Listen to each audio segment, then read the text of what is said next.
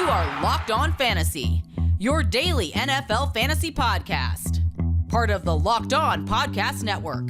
Your team every day.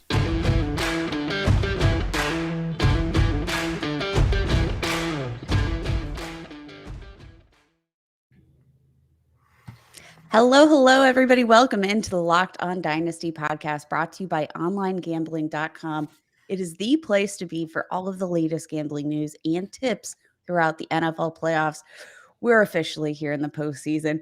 Be sure to visit onlinegambling.com/NFL to get the edge over your competition throughout this year's playoff run.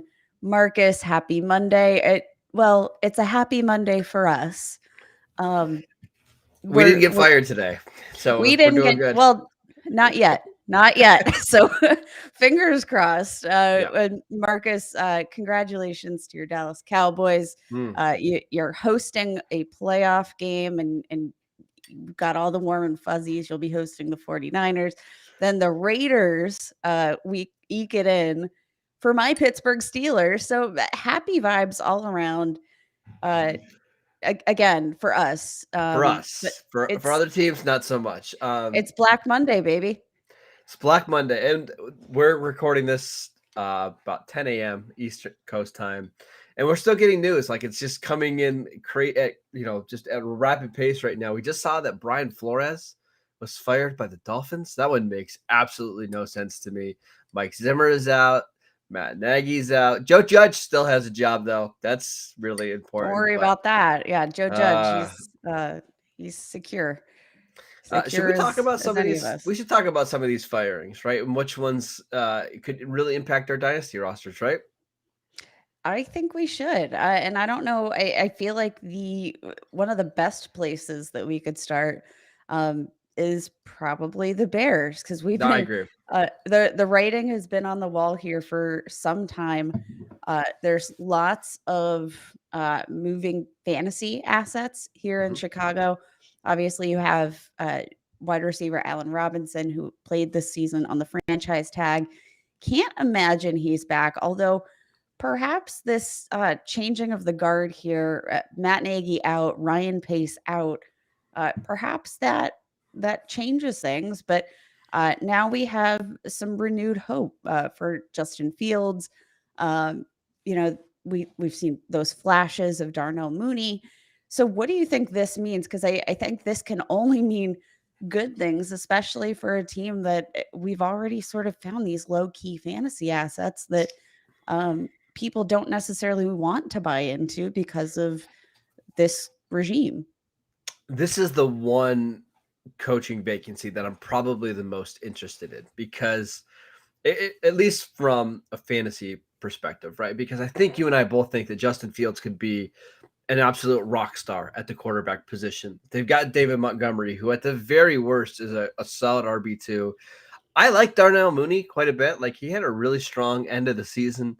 So they need to get this right. They need to come in and get a proven offensive mind that can help the offense actually get back to an elite level. That can help develop Justin Fields, and just wasn't happening for Matt Nagy, right?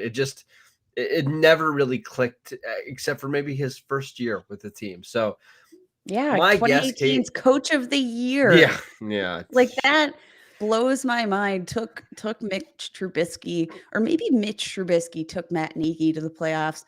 We'll never know, chicken or the egg. But it didn't seem like the chemistry was right there for Matt Nagy. Didn't seem like he had the right connection with this team. Ryan Pace just absolutely obliterated record while he's GM. 48-65 is the team's total record while he was working as the team's GM. There are plenty of question marks there too in terms of his decision making. You had the trade up for Mitchell Trubisky, number 2 overall. I have to imagine that there's some positivity here that Justin Fields.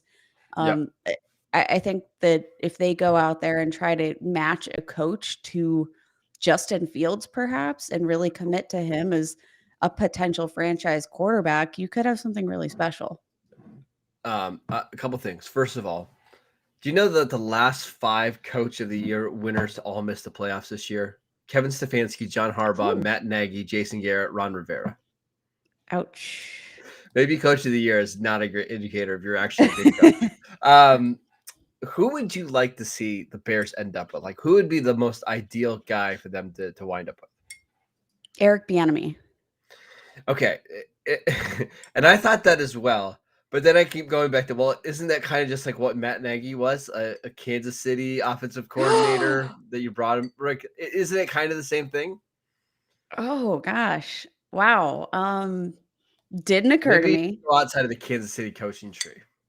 Oh my gosh. That's actually that's actually a little scary. But I will say, like, Eric Bieniemy does have like a more bolsterous and more long-term success there in Yeah. Kansas City. Like, we got to see a very small sample size of Matt Nagy before he was whisked off to Chicago. Eric Bieniemy, we have 4 straight seasons of this production here. I Yeah. think Yep.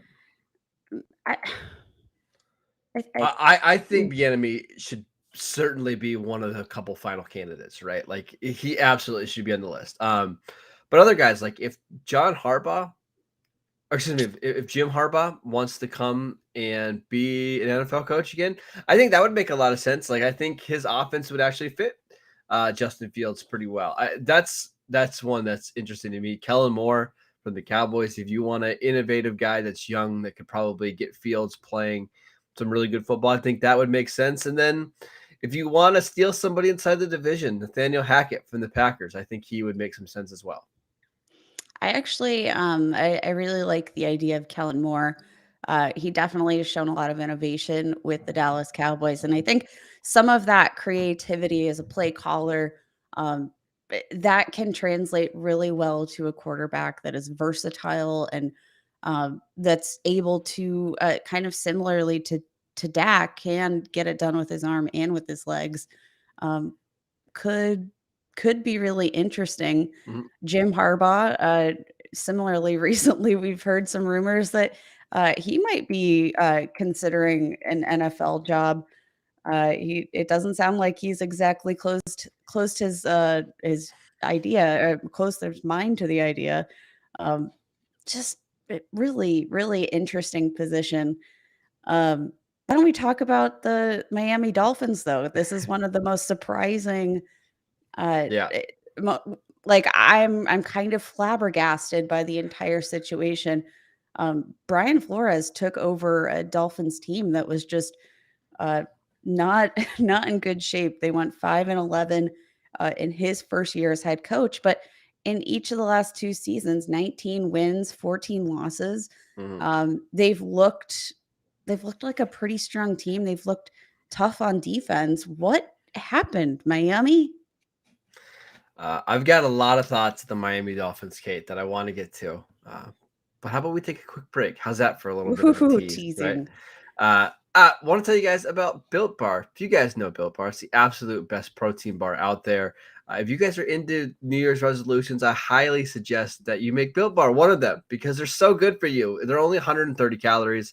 They're 100% real chocolate with 17 grams of protein. Go to built.com and use promo code LOCK15 for 15% off at built.com. Built Bar has so many great bars out there right now. There's coconut almond, peanut butter brownie, raspberry, cookies and cream, salted caramel, mint brownie, and many, many more.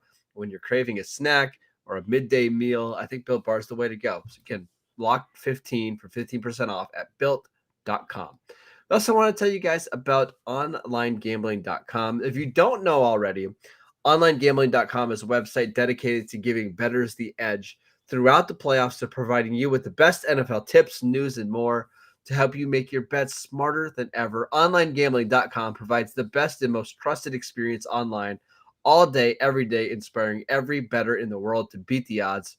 Make sure you visit onlinegambling.com/NFL for all the latest betting news, tips, and odds to give you the edge throughout the playoffs. Remember, onlinegambling.com/NFL to make the most of this year's playoffs. I really like the Steelers plus 13.5. Just say it this week against the Chiefs. Hey. All right, let's talk about the Dolphins. It sounds like, Kate, that Brian Flores lost a power struggle to Chris Greer, who is the general manager there. And it sounds like Flores was never really all that sold on Deshaun Watson. And the reason why Watson wanted to come to Miami was because of Flores. Do you think this had more to do with Tua than anything else? Tua is probably just one of the hardest players to understand right now in terms of where he's at in his just overall development as a quarterback. And I have to imagine that like Brian Flores was thinking the same thing, but man, it's been so hard, I think, to properly assess his skill set and where he is in his development when it kind of feels like the whole time he's been quarterbacking, they're ready to pull the floor out from under him. I think that's a really difficult. Well, not Uh, only that, though, it also felt like Flores was trying to minimize him as much as possible in these games, right? Like, we're only going to let you throw RPOs. We're only going to let you throw the ball underneath. It, it really felt like Flores did not want to open up the game plan and really develop Tua because he had no interest in Tua. He wanted Deshaun Watson, right? yeah, I think this was just kind of an unfortunate state of events, I'll say. But let's look at their last 8 games. They've won 7 out of the last 8 games. Mm-hmm. I think like I'm just kind of flabbergasted because I just like you said, I don't really think they ever gave Tua the opportunity to be the Tua that we saw at Alabama. Just didn't really set the stage for him to be a focal point of this offense. When you think of the Dolphins, we think of defense, which is credit to Brian Flores, a defensive-minded coach. But you really need, when you draft a quarterback like Tua 5 overall, I think you've got to give him a little bit more opportunity, get him some more playmakers, and see what he can do before you're calling up Houston for what could be a very, very tenuous situation there with Deshaun Watson, filled with probably more question marks than we even have about Tua at this point. I don't know where the Dolphins go. How do you upgrade from Flores in this coaching cycle? Unless I don't know. I honestly have no idea. Unless you're grabbing somebody that's a coach right now and you're like trading for somebody, I don't see any candidate out there that's going to be a dramatic upgrade over Flores. And Yeah, I don't know, Kate. I'm not so certain that I feel super confident in that. But again, it just looking at what they did to close out the season. I mean, I'm having a hard time justifying it. Of course, it's not like they faced a ton of very strong opponents. Like they had the Jets, they had the Giants, the Jets again. But I mean, their loss came to Tennessee, the number 1 seed in the AFC. Had to win over Baltimore, who has been just sort With of Lamar. hanging on by a Yeah. thread, and Yeah. lost Lamar Jackson. Like these were not. Those were, it was an understandable loss, but I I don't know. I don't get it. That we'll have to wait and see what the Dolphins do and who they hire. But as we stand here right now, it seems like whoever they get is going to be a pretty big loss, right? Or a pretty big downgrade from Flores.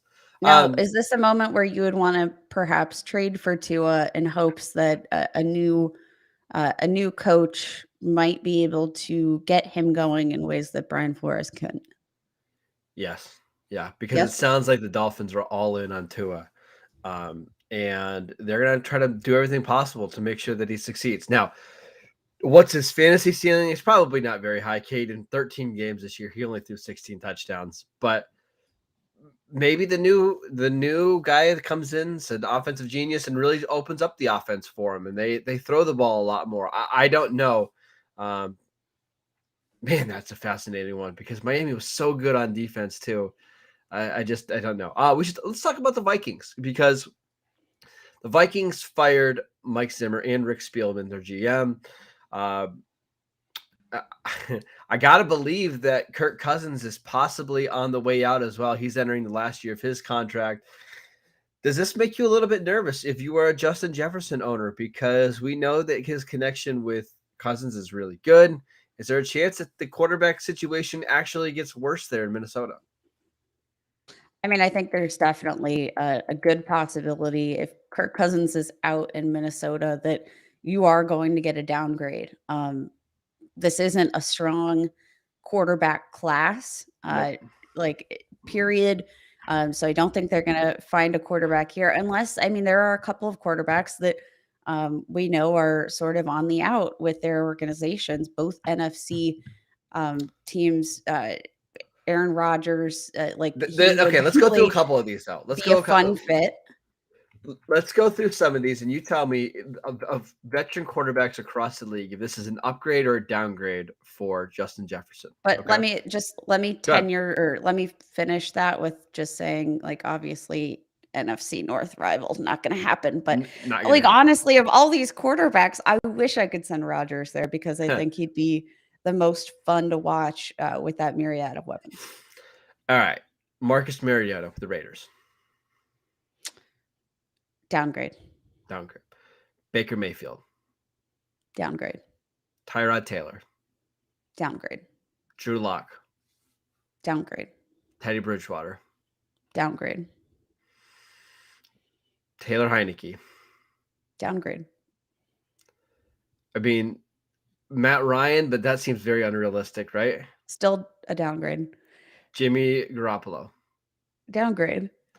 And then you go through the draft like Matt Corral, Sam Howell, Malik Willis, Kenny Pickett. I honestly, if the Vikings move on from Kirk Cousins, I do think that's a huge loss because though he's not, again, like a sexy fantasy quarterback, he is accurate. He's made some good decisions despite, like, we love the narrative of Kirk Cousins in prime time. We love to make fun of Kirk Cousins because he's kind of a dope sometimes, but he's still, I think he's a pretty high quality quarterback. And sometimes if you have a team with good playmakers around him and you have a defense that's just strong enough to always keep you in this game, having a quarterback like Kirk Cousins who can make explosive plays, but is more likely than, or is probably not going to lose you the game, that could be crucial. So I think Kirk Cousins would be one of the biggest losses. I'd love to see him work with, some new management and new coaching there. Yeah.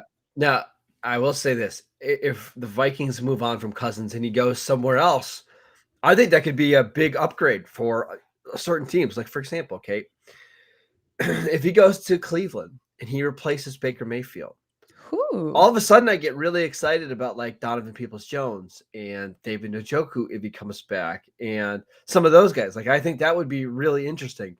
If he goes to the Giants, I think at least Kenny Golladay is somewhat of an intriguing option again after the awful year he had this year. Kadarius Toney, I think, gets a bump as well. So Kirk Cousins, maybe not the best actual NFL quarterback. I think he's probably outside the top 7 or 8 quarterbacks, but definitely functional enough to help our fantasy studs, right?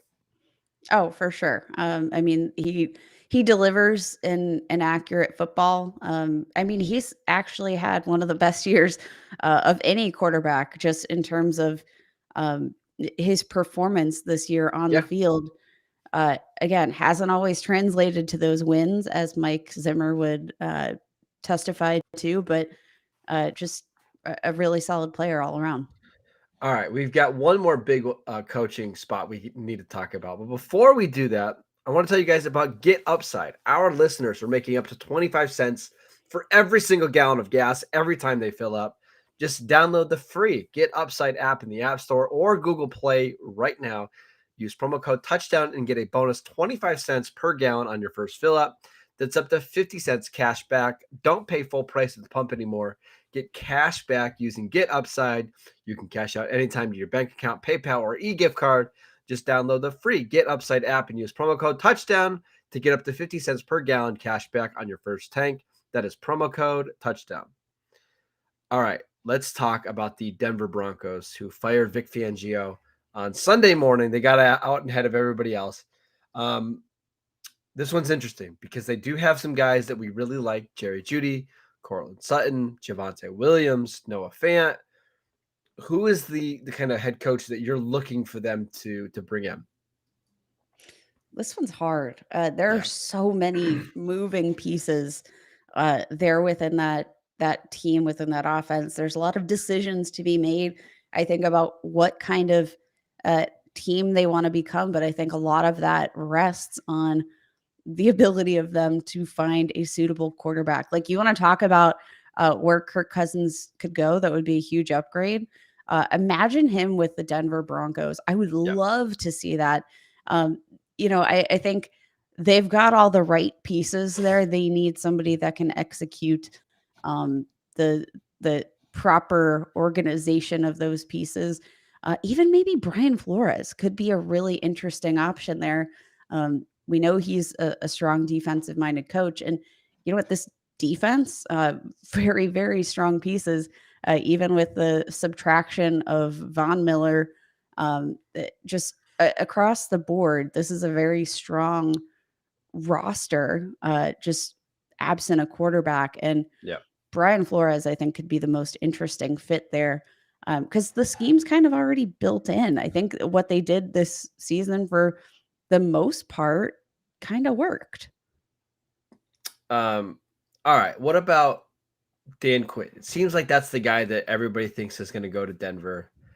And I got to be honest, I love Dan Quinn. He's the defensive coordinator for my Cowboys. And I'm not saying this because I just don't want to lose him, but how is Dan Quinn anything really different than Vic Fangio, though? Right? Like, they kind of have the same strengths. I mean, Quinn's a little bit younger, maybe a little bit more relatable to the players, but the defense hasn't been the problem for this team forever. They need somebody that can come in here and utilize all of the weapons on offense. And when you hire a defensive-minded head coach, it seems like these teams really struggle to maintain any kind of consistency on offense, because if you bring in a good offensive coordinator and he looks good, all of a sudden he gets hired away. Look at Mike Zimmer in Minnesota, right? They had Kevin Stefanski. He was good for a couple of years, and he goes off to Cleveland. And then the offense kind of goes up and down. So I get the appeal to Dan Quinn, but I don't understand how that makes sense given where this team is at right now. See, I really worry about Dan Quinn in general, just given his track record. Because when I look at the Falcons, like, you want to look at the pieces of the Broncos and compare them to what Dan Quinn saw with the Falcons. They have plenty of explosive options on the Broncos roster, and the Falcons had lots of explosive options. They had Matt Ryan in a career season. They were NFC champions in his second season as a coach, but it feels like it went down really, really quickly, despite the fact that there wasn't a ton of personnel change. The offense, just though the right pieces, I think, were there, it just didn't come to fruition from an execution standpoint. And that's what worries me, is seeing what he did with that number of weapons in Atlanta. And the last one we should mention is Jacksonville. I have no idea what they're doing. I don't think Jacksonville has any idea. Hey, they beat the Colts, though. They beat the Colts. They did, to help my Pittsburgh Steelers. I think the issue with me and the Jacksonville Jaguars and trying to figure out who might be a good fit is I can't really discern an identity that this team has. Like, if you were to set one thing I just don't know who is this team. What are the Jaguars? Do you have any kind of idea? Because I'm at a loss. I think Byron Leftwich needs to be the head coach there. I think it makes so much sense, right? You bring back a former, I don't know if legend is too strong of a word, but I'm going to call him a legend. He actually is somebody who has got a lot of experience under Bruce Arians as a coach now, and I think he can bring some credibility to that team, and he can help develop Trevor Lawrence and build a system around him. I think that one makes the most sense. I really hope that's what ends up happening. Yeah, I think, if anything, the presumption would be that the team's identity is just Trevor Lawrence. Like that, Yep. Yep. that seems to make sense. And I mean, they've executed an excellent passing offense and an aggressive passing offense in the Bucks with the under his tenure. Just so many interesting moving parts.